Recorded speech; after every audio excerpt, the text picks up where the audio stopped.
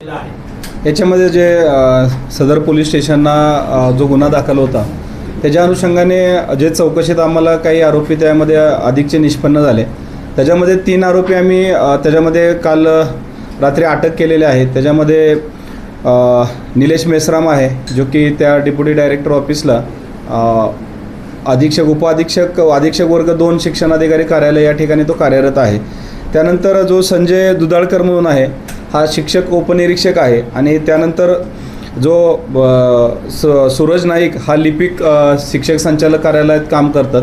ह्या तिघांना आपण अटक केलेली आहे आणि त्याच्या अनुषंगाने जी शालार्थ आयडीच्या संदर्भात त्या संदर्भात आम्ही त्यांच्याकडून तपास करत आहोत। याचा कसा सहभाग आहे सर, काय आढळून आलं याच्यामध्ये नाही काही जे काही त्या ठिकाणी जे नोटशीट पुटअप करण्यात आल्या त्या ठिकाणी जे स्टार्टिंगला काही नोटशीटवरती क्लिअर लिहिलेलं असताना सुद्धा ह्या लोकांनी ते बाबी कुठं निदर्शनास आणण्याचा प्रयत्न केला नाही किंवा मुद्दामून त्याच्याकडे दुर्लक्ष केल्याचं प्राथमिक दिसून येतं।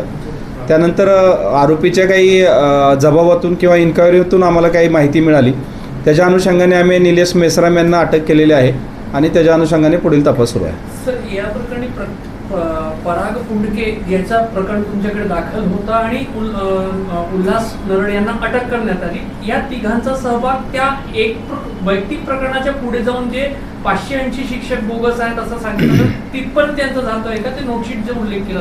नाही, त्या संदर्भात जो गुन्हा दाखल झालेला आहे तो सायबर पोलीस स्टेशनला नागपूरला दाखल झालेला आहे। त्याच्या अनुषंगाने तो तपास वेगळे अधिकारी करतायत। त्या संदर्भात या ठिकाणी मला ते सांगता नाही येणार, पण जे आमच्याकडे जो सध्या तपास चालू आहे त्याच्या अनुषंगाने त्यांचा सहभाग कुठेतरी त्या ठिकाणी आम्हाला दिसून आला, त्यानंतरच आम्ही त्यांना अटक केलेली आहे।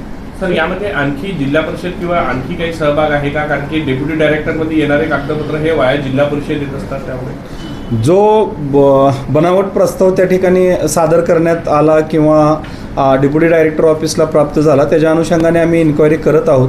त्या इन्क्वायरीमध्ये संबंधित कागदपत्र बनावट कुठे तयार करण्यात आली, त्यांच्यावर जे सिग्नेचर आहे ते कोणी केल्या, संबंधित अधिकाऱ्याचे सिग्नेचर आहेत का, याच्या संबंधी आम्ही तपासात ते निष्पन्न करू। मेन आरोपी कोण आहे याच्यामध्ये आणि निलेश मेश्रामचं काय रोल आहे नेमका? नाही, याच्यामध्ये त्या संबंधी आमचा तपास सुरू आहे की रोल काय आहे आणि कशा पद्धतीने प्रकरण हे झाले। अद्यापर्यंत तपास सुरू असल्यामुळं त्या बाबतीत बोलणे उचित नाही। सर, या सगळ्या प्रकरणामध्ये मोठ्या प्रमाणात आर्थिक देवाणघेवाण देखील झाल्याचं समोर येतं, त्या दृष्टीने आपण हे तपास करतो। नाही, त्याच्या अनुषंगानेच आपण आरोपींना अटक केली आहे। काही आरोपीच्या जे पहिले 2 आरोपी अटक केले त्यांच्या तपासात ज्या गोष्टी निष्पन्न झाल्या आहेत त्याच्या अनुषंगानेच इतर 3 आरोपी अटक केलेले आहेत।